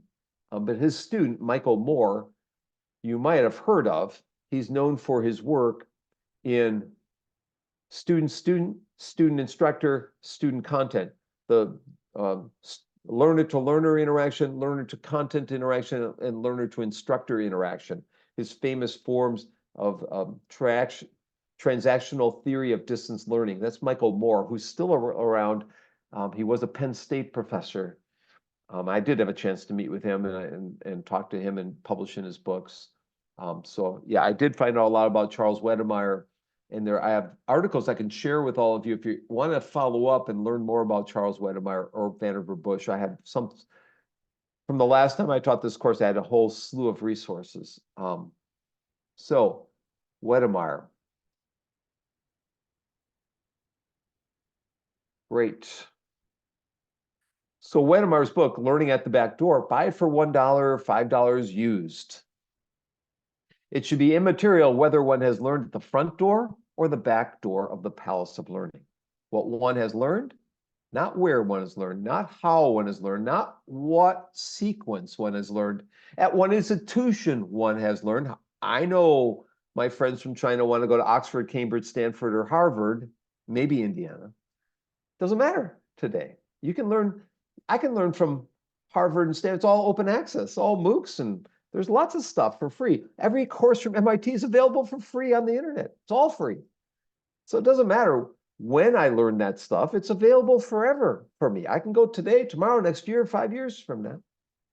It doesn't matter what sequence. I can learn, about, financial accounting before I learn general principles accounting, if I want to give it a try, or learn about the history of ancient Rome before I learn about the history of China or America or, whatever. I can learn whatever I want, whenever I want. That's why I don't like forms that the ICT department makes me fill out. I don't want to be regimented into set forms at a set time and set qualifying exams and all. Rather let people learn when they want to learn. Okay, but I know we in a system, so we have to take these forms, we have to fill them out, we have to do our quals, we have to blah, blah, blah, blah, blah. But that's what Wedemeyer says, and I agree with him, or Wedemeyer. It's all E's in the name. So the path of learning is our personalized. The place of learning is our own personalized, right? So we move away from Plato and Platonic models of ear-pan to ear-pan learning, eyeball to eyeball learning. So has proved the conventional continuous loop of communication for nearly all of institutional education, but it's limited. Plato's time, the limitations in Plato's time have placed upon the educational systems an extraordinary outmoded constraint. What other human endeavor can boast the retention of so ancient a model of communication? It's an ancient model, and we need to move away from it. The instructional plan or system should free faculty members from custodial duties, so that more of the teacher and learner's time could be spent in truly educational activities.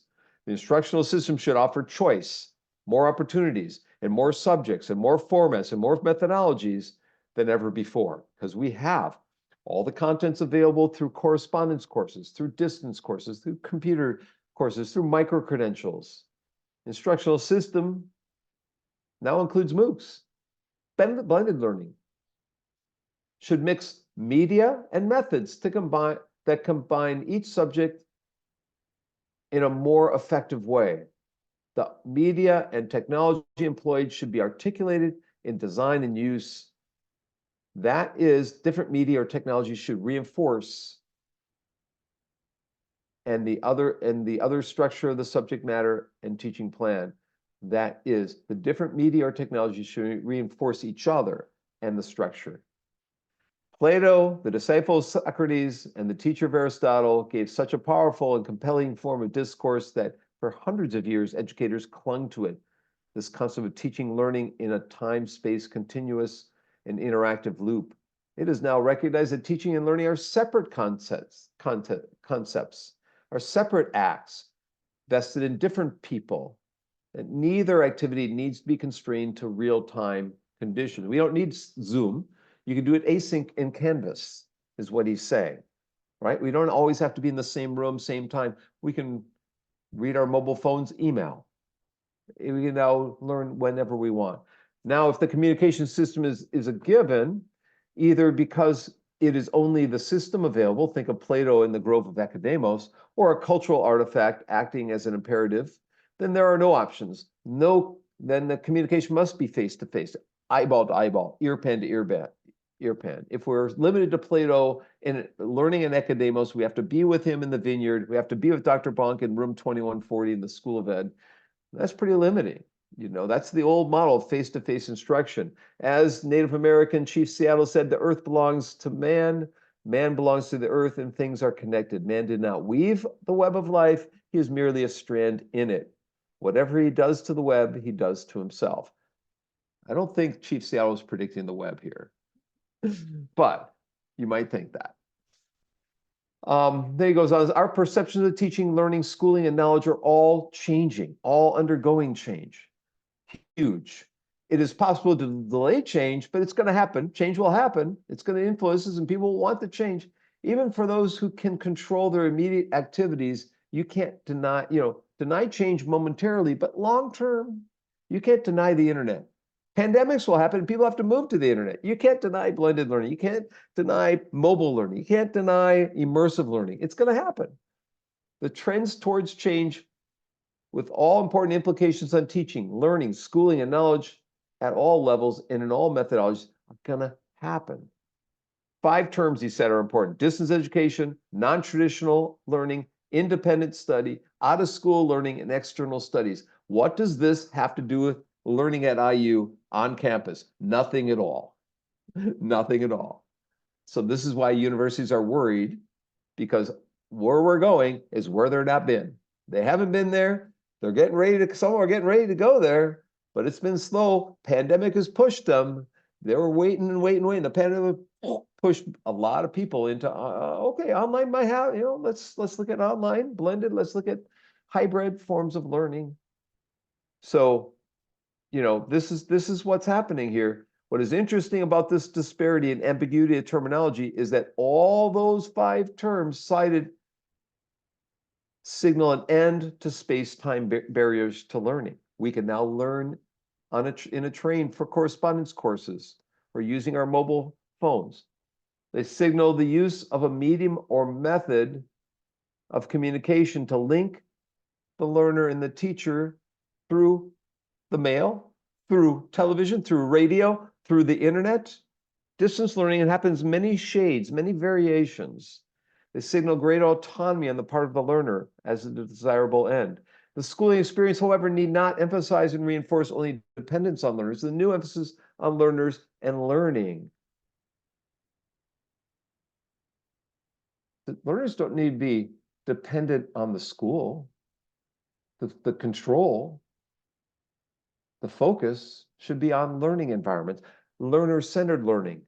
So he was an early person in the learner-centered movement, active learning movement in particular.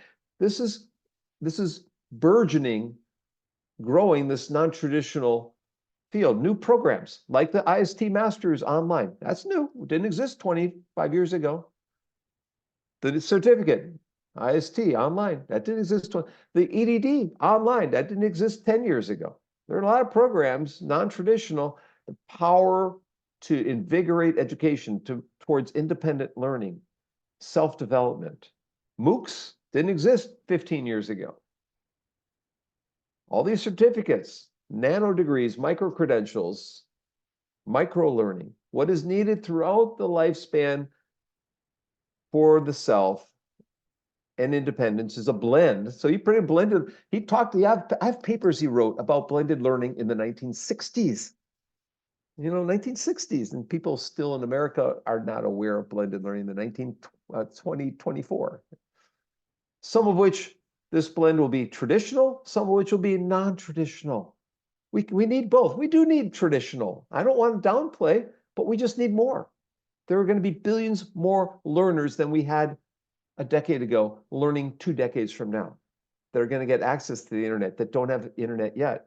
Each learner ought to have a regular episodes throughout learning in which he or she gets experience in self-directed learning, self-motivation, and the evaluation of achievement, self-evaluation, self-directing, choice, flexibility, distance, open, independent learning are 3 kinds of non-traditional that could supplement or replace regular schooling to fill an experiential void. When a pandemic happens, you're going to need it. Might as well learn it now. So distance, open, online, blended, independent forms of learning on our own. The trend in the United States and other are towards open forms of learning. Remember, he created the Open U in the UK, or helped create.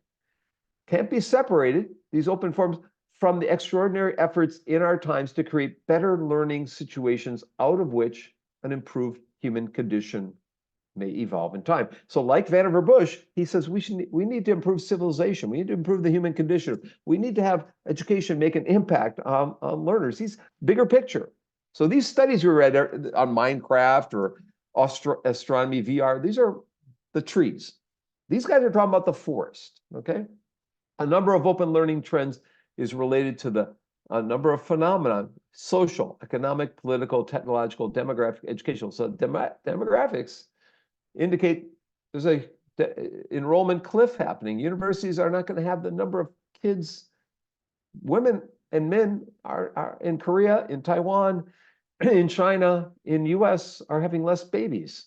And there's going to be there's a demographic, economic issue, social issue. They're going to have to be addressed through open learning. You know, in order for universities to survive, they're going to have to attract students in other ways. Because as Jill knows, she's got one kid, that's a lot, you know, in these days, not 5 or 10 or whatever. You know, I don't want to speak for Jill, but she told me that sometimes, you know, right, Jill? Oh, she left already, maybe. So learning is an act or process of acquiring skill or knowledge. When the word open is used to qualify learning, we have put a name on the process of learning that is not enclosed or encumbered by barriers, that is accessible and available, not confined or concealed, not secretive. It implies opportunity, not confinement, not being authoritarian or, you know, being stuck in pre-prescribed, pre-planned. So learners, new learners at a distance have different learning styles. Such learners are gradually being accorded equal status with full-time conventional kinds of learning. So, Bo, you know, your learning online is almost the same as PhD students learning full-time here. You're able to keep your job and do other things. And, you know, more mature, they demand the right to determine their own goals. More mature people like Bo out there who are in the real world working, rather than the 22-year-olds starting here as their graduates, don't have a work experience. They demand the right to determine their own goals, to participate in the development of curricular and course plans, to be involved in the evaluation of their achievement, to self-evaluate. Learners at the back door have been waiting for a long time for this opportunity to access, for better counseling, better guidance.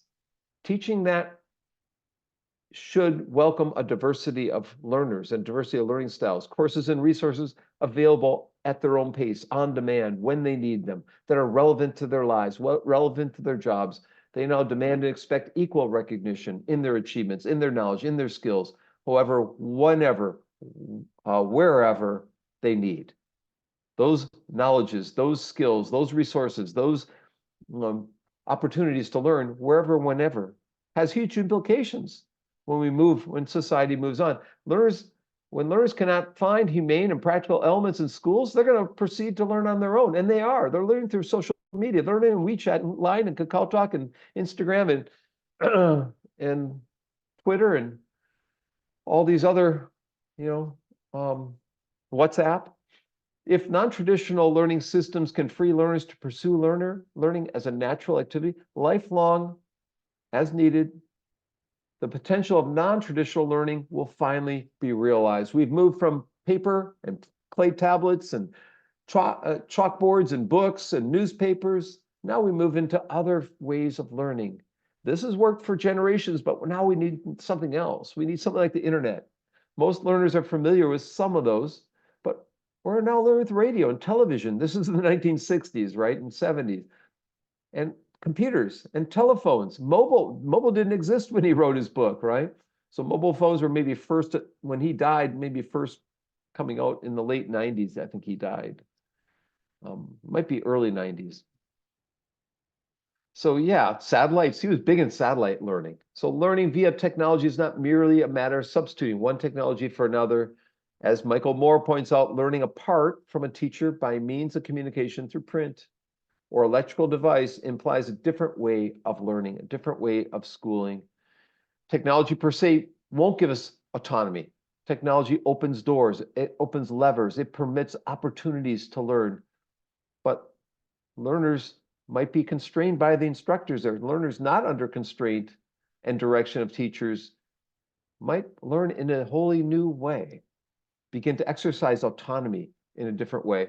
So technology opens doors. A professor at UCLA says, the same way technology tools cannot be used effectively in education unless educators and humanists are taught how to use them and trained how to use them and use them effectively in accordance with humanistic principles, not technological principles. You have to think about caring and humanity and all this stuff, right? Technology is only a tool. Technology of use, therefore, ought to come from humanists as they learn how to use technology for teaching and learning, not the Bill Gates of the world telling us, oh, AI is great. I'm going to pre-plan this AI system to respond to your needs. We'll have everything personalized and just in time for when you need it. Those are computer programmers controlling you again. Bill Gates sounds nice. It sounds great, like a great world. I need, just-in-time computer support, but when it's kind of pre-canned, I want out of those systems. Non-traditional learning counteracts traditional and which tends to make learners passive. It is harder to be joyous. It is harder to be naturally, intrinsically curious about the world if it's pre-packaged content that's in a traditional format, pre-canned curriculum that we all have to pass the state exams by the state of Indiana, all this stuff. That's boring stuff, right? Traditional schools should not be abolished, however. What is needed is better schools, more effective schools for producing productive people capable of learning when they leave school, lifelong learners, right? Passionate learners. America's on the threshold of becoming a learning society. Non-traditional learning may be the most genuine ingredient of the new society of the 21st century. We're moving to an age. 90% of learning is informal already. It's going to be even higher a decade or two from now. So, this is a new age of learning in front of everyone. It's an exciting time to learn. I'm sorry I went way over here, guys, but it's an exciting time. And Jennifer's still with us. Jennifer and Lena, I know you made a comment you want me to lecture a little more, and Amelia as well. Was that helpful? Now, I can't promise that every week, because again, the articles I have not read. I'll try and summarize what I can, and Bo will too. Bo and I will try and do our part. And it was great what Amelia and Masso did yesterday and posted in Canvas was fabulous, fabulous. So they had 20 million bonus points, but and It was all Masa's idea how to split that up and what to do. So unfortunately, he couldn't be here. He's at work this morning. and Super Bowl tickets for the Packers playing Indianapolis Colts, but unfortunately, neither one are in the Super Bowl this year. And the teams that kind of messed up yesterday royally. But anyways, so yeah, thanks to Mesa for helping as well. Any comments on anything that was said? I mean, did anything strike you? Any quotes? I thought number 10 on the Vannevar Bush ones, where he introduces the idea of the Memex, was the first one that was kind of that astonishing. That's probably the most famous quote, actually, the Memex. Amelia also asked a really good question, by the way. She wanted to know about the things that he did not accurately predict as well. I thought that might be interesting to see too. Yeah, you might do some searching and find, and you could write your midterm paper on that and skip what I assigned, and it might be a really interesting paper to write. By the way, today the U.S. Department of Ed came out with a new educational technology plan, and I'll share that with everyone. And if you want to read that and critique that for your midterm, that'd be fine too. It's a brand new K-12 ed tech plan. I don't know if it's higher ed as well, but it's useful, and it's brand. Yeah, there's a link to it. Great. That's what I was going to share. I'll share with the class later. Yeah, great link sharing, everybody. Oh, you have an archive of Charles Wedemar's book, the full book for free? Yeah, I think you have to log in to the site. It's called archive.org. They take a lot of the just different media out there that has lost its copyright, and they'll post it on there for free for people to access. Wow. I see it. Got every page. But you can see the kids waiting at the back door, and the other kid comparison, and there's Charles Wedemeyer at the end of the book. The other, if you see the visual there, and I don't know if I can show the link here, what I was talking about. There it is. So you see the kid on the left learning at the back. He's not allowed in. He's not rich enough to go in the school. And the kid on the right has all these resources at home. You know, has all the books available to him and to independently learn and so forth. So yeah, that's kind of interesting too. And there's Charles Wedemeyer himself, picture of him at Wisconsin. Interesting. Can I snag the screen real quick just to show the Vannevar Bush article too? Yeah, please. This is the original one that somebody scanned in from the Atlantic, and it looks pretty dated. It's incredible. Yeah. Even that, the fading and all that, you know? Yeah. They use italics in a lot of it. That's interesting, if I'm reading that right. And maybe just the screen, but yeah, I think. So here we've got a case where the technology today enables that article to come out in a much richer and engaging format than it, you know, than it was, right? So advances in human education. So again, next week's on AR, the special issues on AR. The editor of one of the special issues is a friend. I might try and grab her to come in, but I also know some people who teach in AR or build AR and VR tools that I could possibly get, but you know, I'm not sure. But the week after, as I said, Bell and I will talk about AI for language learning a bit. Thank you all for coming in. I hope you found an area, an article of interest. I hope you read it and contribute comments in Canvas. And I hope some of you come back on Wednesday at 6 o'clock and hear from Dr. Chad Lane from Illinois about the Minecraft article. That's the only thing, unless someone else responds to me that they want to talk about their article. If another researcher contacts me, I might add that. But right now, that's all I have planned for Wednesday. Isn't it Wednesday at 8 p.m. your time? No, 6 o'clock. Okay. So Tuesday at 8 o'clock is Dr. George Valencianos in my other class, and you're all welcome to come. It's kind of confusing, I know. So yeah, the R678's 6, and for this week only, R795's at 8 o'clock, because we are interviewing a candidate for a job in IST, and I have to meet with him at dinner. Thank you all for coming. I'm going to stop the recording. This is week 4, R678, spring of 2024, week on creativity, authentic learning with technology. A great week. It's one of my dream weeks. So I hope you'd read some articles and learn something this week. Thank you all.